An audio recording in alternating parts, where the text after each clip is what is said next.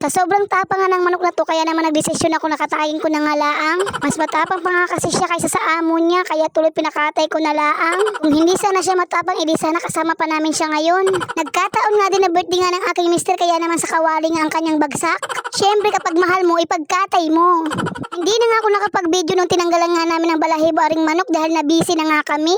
Dahil si Mana nga yung pinaka-expert nga din pagdating sa katayan ng manok at paglilinis, kaya naman pinaubayan na nga namin sa kanya ang lahat. Tinitingnan ko nga aring ginagawa nga ni Manang para nga sa susunod kapag matuto na ako, ako na nga laang mag-isang magkakatay ng manok.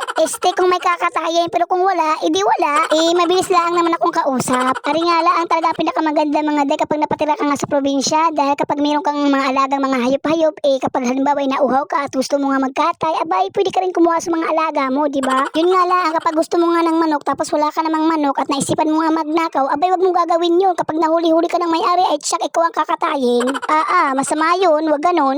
Ari na nga, mabalik na tayo dito sa ginagawa nga ni Manang, dahil napapansin ko nga kung saan-saan naman nakakarating yung mga sinasabi ko sa inyo. Hinugasan nga at sinabunan nga ng maigi ni Manang aring bituka para naman kapag iluluto na hindi na nga mga muy tae. Kapag talaga si Manang ang naglinis ng karne ng manok, aasahan mo yung manok putla na. Pagkatapos na malinisan na ring karne, sabi ko nga din kay Mr. Igayatin na nga niya yung manok at nang mailuto na nga, anong oras na hindi pa kami nakain. Diyos ko dahay. At nung bandang tanghali nga, dumating nga itong aking sister-in-law na may dala-dala nga siyang cake dahil nga isusurprise nga niya yung kanyang brother. Ano iba daw? Halisa lang binaking mo lang bitanawan na kaysa na ako, dali. Nakakipakita pa. Huwag ka video. Maday ka sala gabi iwa ka na nubi. Nakakaisalali kita siya. Dali. Anong di mo ni malak?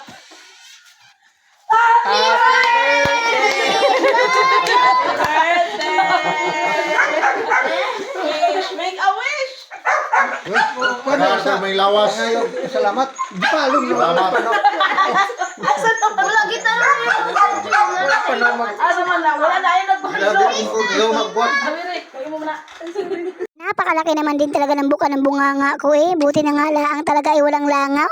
Umaga nga napag-isip-isip ko nga na ayusin nga aring lagayan ng mga kahoy. Dahil wala lang, sinipag lang talaga ako. Ganun. Isasalansan ko nga lang din na maayos aring mga kahoy. Dili nga sa ilalim ng estete kung saan ako nagluluto. Para nga maging maayos at malinis nga aring tingnan. Hindi masakit sa mata.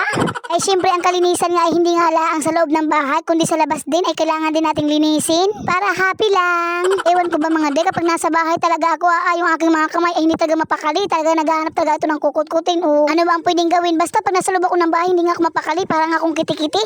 Pag talaga taong bahay ka, tapos sanay ka nga sa mga gawaing bahay, ay talaga namang hindi ka mapakali, no? Mas maigi na nga lang din yung ganito mga day kaysa makapagchismisan. Mapapahama ka pa ng wala sa oras, tapos pagkatalikod mo, ikaw pala ang pinag-uusapan. Diyos ko day, napakainam talaga.